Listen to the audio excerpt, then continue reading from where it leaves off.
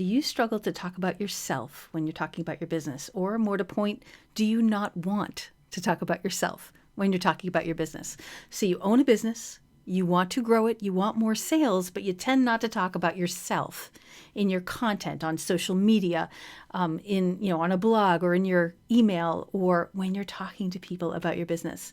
And I get it. Maybe you're an introvert or quiet and reserved, and you just don't tend to put yourself out there, certainly not that early in the game. If you're a private person, that makes a lot of sense that you might not. And you also might just not see the reason. We're talking about business, not me. Why would I talk about me? I'm talking about my business. Well, here's the thing.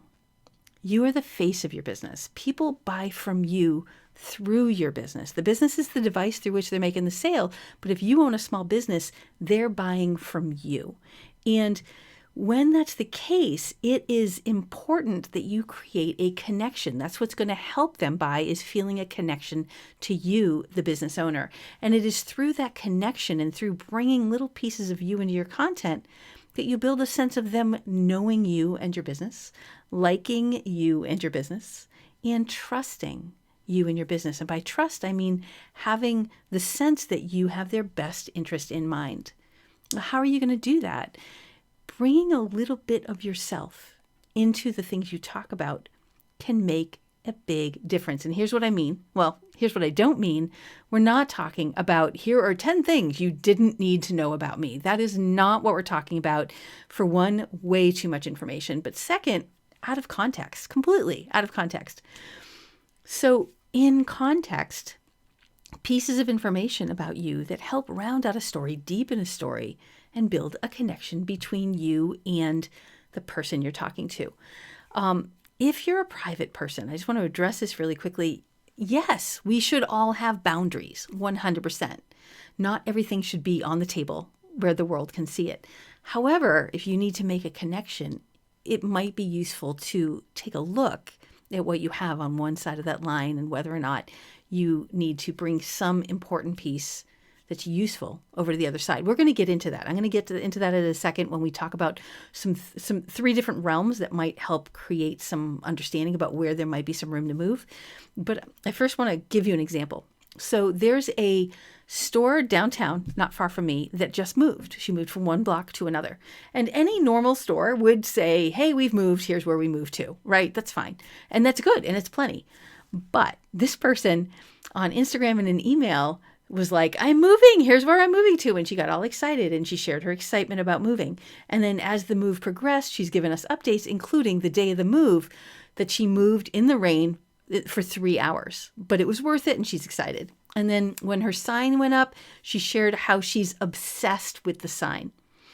And because it was like a new design and she's very exciting. And I tell you all of this as examples of how she brought little tiny pieces of herself into her content, like her obsession with a particular sign, her willingness to work in the rain and having to go through the rain. And it brought a visual and an understanding of all the work she's going through. And it created a connection and really has reinforced she moved and here's where she is and here's what we can expect. And please come celebrate with her. And it was just a really powerful way to bring herself in tiny little bits into the content. So I wanted to share that as a story. Just it doesn't have to be intrusive. It doesn't have to be book open pages everywhere. Just little bits within the story that you're sharing can make a big difference. So what do you put out there and what do you keep for yourself? That's kind of the question that I really want to get into here. And there are 3 realms. I'm going to put them up here now: the public realm, the personal realm, and the private realm. So the public realm, I live in the US. I have brown hair. I wear red glasses. You see it. It's just kind of what's going on here, right? The personal realm is something that I might choose to share with somebody, whether they're a close friend or maybe just somebody I kind of know a little bit, right? And how do I share my content? Let me give you some examples. My twin sister has an alpaca farm, and she and I have talked quite a bit about her Instagram. And I could sit here and talk about some things that she's doing based on our conversations. Well, I've dropped in this little nugget that my relationship with her is as her twin, and that just changes the perspective versus I have a client who has an Instagram account that we've talked about. It changes the perspective and deepens the story and brings you into it a little bit because I've shared that little nugget. I have a cat that jumps through here, and I might talk a little bit about the cat, yeah, and give you a little bit of information about her, or that I bake on some weekends, and that shows up on my Instagram. Even though my Instagram is about marketing, every now and then you're going to see a popover.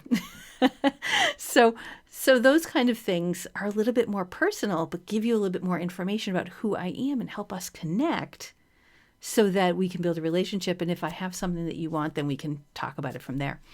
The private realm, again, yes, we should all have boundaries. And so that private realm might be something like, well, obviously you're not going to share things like your passwords, but how much do you talk about your family or not?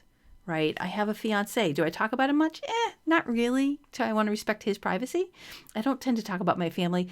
It depends on who you're talking to versus what you're talking about. Here's an example of something that might be on the line.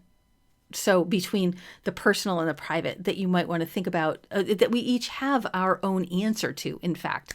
So I was sick a few years ago. About 3 years ago, I got sick, and that still shows up. And even these days, I'm on a medication that makes my face all round. And I'm like, oh, I hate that. Do I talk about it? Well, I just talked about it with you, and the whole medication face round thing shows up in one of my reels on Instagram. So apparently I'm putting it out there to some extent because I've made that choice. And that choice is ours each to make individually. And whether you decide to put something out there or not isn't right or wrong. It's just what you need to do or choose to do for your business. And it's great, and you should do what makes sense for you. But I invite you to put the public, personal, and private down on paper somewhere where you can maybe identify, especially if you don't want to put yourself out there, but you see how it'll help you make a connection. Grab some paper and write down what are the things that are personal that I'm willing to share that would help make a connection. What are the things in private that I hold close but might be useful to, and like whether or not, the fact that I've been sick or that I've been struggling to get back into fitness may or may not, if it connects with my content in a way and can serve to help you, I'm going to consider putting it out there. And that's what I'm asking you to consider doing for your own content. In the end, it's about making an authentic, very real connection with your audience to help them understand you, so they know who it is they're buying from.